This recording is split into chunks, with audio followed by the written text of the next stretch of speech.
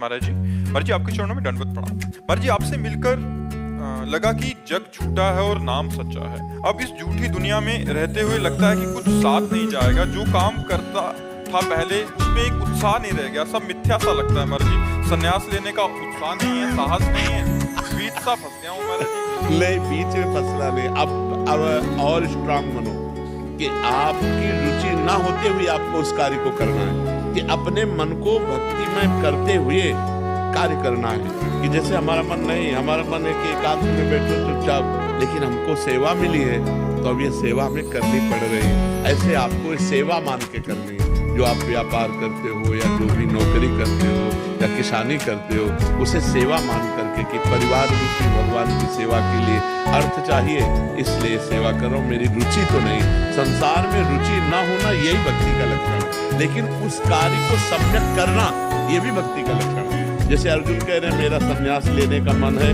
युद्ध करने का नहीं, तो भगवान ने कहा संन्यास नहीं, युद्ध रूपी कर्तव्य कर्म को करो, इसी से तुम्हारा मंगल होगा। तो जिसको जो कार्य मिला है उसे भगवान की पूजा मान के करो, अंदर अंदर से नाम जप करते रहो, तो नाम का एक प्रभाव होता है। तो कहीं आसक्ति नहीं रहने, सब ऐसे क्या है, झूठा है सब। जब मरना ही है और एक पैसा साथ नहीं जाना, तो हाय हाय करके काहे को मरे।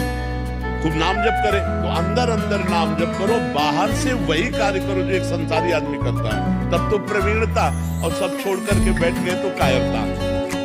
कायर नहीं बनना, भगवान ने अर्जुन को कायर बनने से मना किया है। तुम युद्ध करो, कि इस समय युद्ध रूपी कर्तव्य है, तो अब संन्यास लेना तुम्हारी कायरता होगी।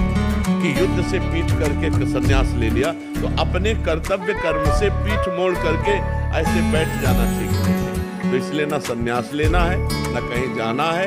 जो कार्य कर रहे हो वही कार्य भगवान की पूजा मान के करो और खूब नाम जप करो। अरुचि होना है बहुत बढ़िया बात है, लेकिन इसको प्रकट नहीं करना।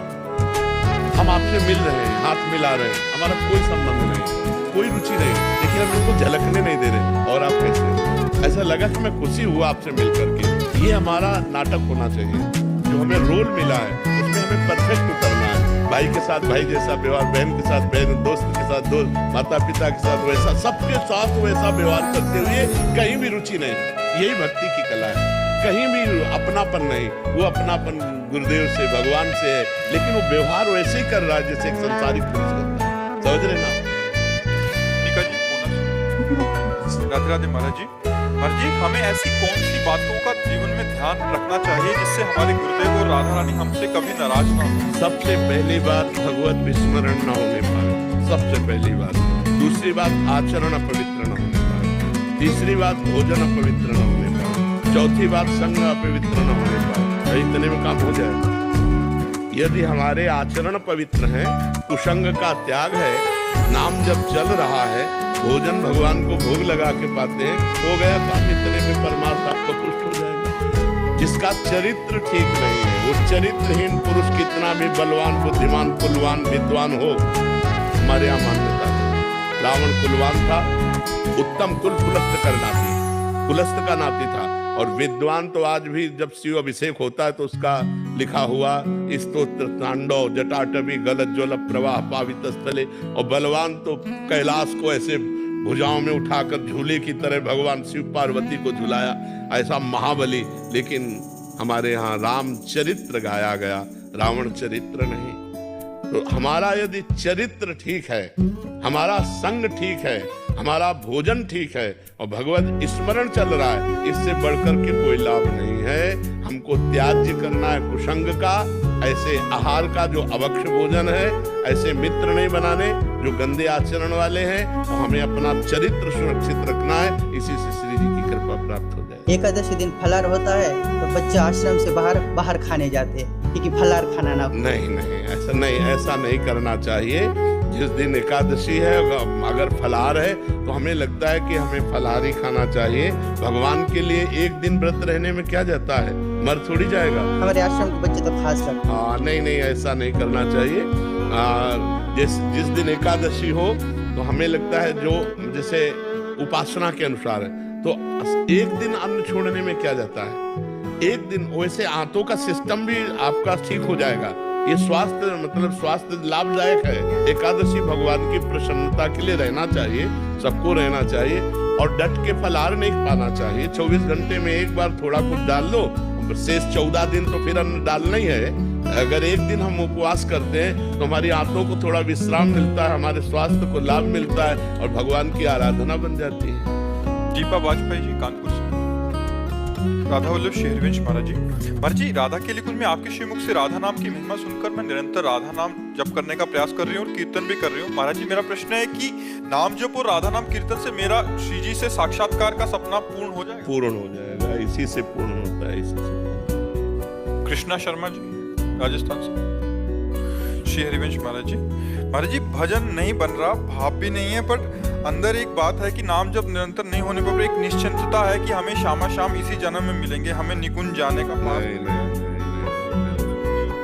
नाम जब नहीं चल रहा और हम ऐसे मान ले नहीं, हम श्यामा श्याम का भरोसा, लेकिन हमारा प्रयत्न, अगर हम प्रयत्न में प्रमाद करते हैं तो ये बात ठीक नहीं है, ये बात ठीक नहीं है। हम श्यामा श्याम से भी यही प्रार्थना करेंगे कि आप मिलो या ना मिलो, लेकिन आपकी स्मृति हमारे से न जाए। हमारे जो आचार्यों ने, महापुरुषों ने, जो हमारे गुरुजनों ने, जो हमारे संतों ने प्रभु से संबंध रखकर मांगा है, वो यही मांगा है कि आपका विस्मरण न होने पावे। यत्र यत्र मम जन्म कर्म भीर नारके परमे पदे अथवा राधिका रत निकुंज मंडली तत्र तत्र हृदय में विराजताम। जहाँ जहाँ मेरा जन्म हो, मेरे कर्म के अनुसार, चाहे नरक में हो चाहे परम पद में जाना पड़े, लेकिन लाडली आप और आपका पूरा परिकर मेरी स्मृति में बना रहे। ये बात धर्म न अर्थ न काम रुचि गति न चहो निर्वाण, जन्म जन्म रति राम पद यह वरदान नाम।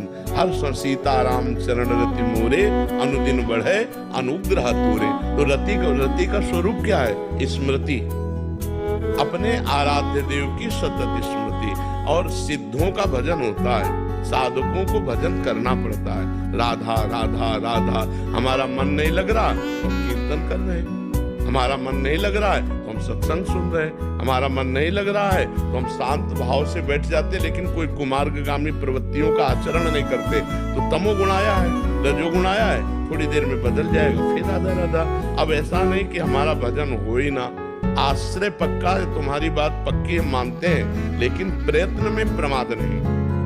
आश्रय पक्का कि लाडली जी की कृपा से हमारा कल्याण हो जाएगा, पक्की बात है, लेकिन प्रयत्न में प्रमाद नहीं। कृपा शब्द वहीं फलीभूत होती है।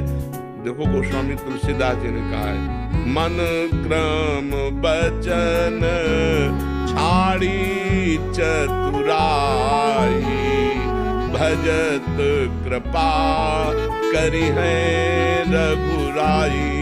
मन से, वचन से, कर्म से चतुरता का त्याग करके जो भजन करता है, भगवान की विशुद्ध कृपा का पात्र वही बनता है। हमें चाहिए कि जितना हमसे बने उतना हम प्रभु का खूब नाम जप करें, भगवान के आश्रित रहें। आश्रय और नाम जप दोनों साथ, जैसे एक पंख से पक्षी नहीं उड़ सकता, ऐसे ही एक बात हमको स्वीकार करनी है कि इन दो बातों से हमारी परमार्थ की यात्रा होगी। एक तो भगवान का सुमिरन और भगवान का आश्रय। आश्रय और भजन हो, चकाचक जीवन है। अब जो हमारे अंदर कुछ कुमार्गामी प्रवृत्तियां हैं, कुछ पूर्व जन्म के संस्कार प्रारब्ध है, वो हमको गिराने की कोशिश करेंगे। हम नाम जप के द्वारा, भगवान के आश्रय के द्वारा उनको भी रौंदते हुए आगे बढ़ जाएंगे। हमको कोई रोक नहीं सकता क्योंकि हम भगवत आश्रित हैं। हमारे भजन को रोक सकते हो क्योंकि हमारा अभ्यास ढीला है, लेकिन हमें नहीं रोक सकते क्योंकि हम भगवत आश्रित हैं। पर हमारा प्रयत्न बार बार भजन का होना चाहिए, भजन बार बार हम करें।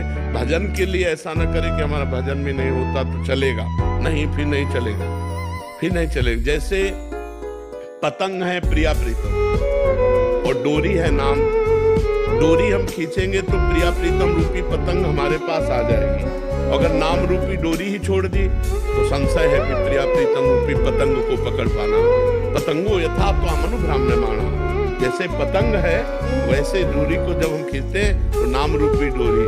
पायो नाम चारु चिंतामणि, उड़ कर तेनक सही हो, अब लो नसानी अब नाम सही हो।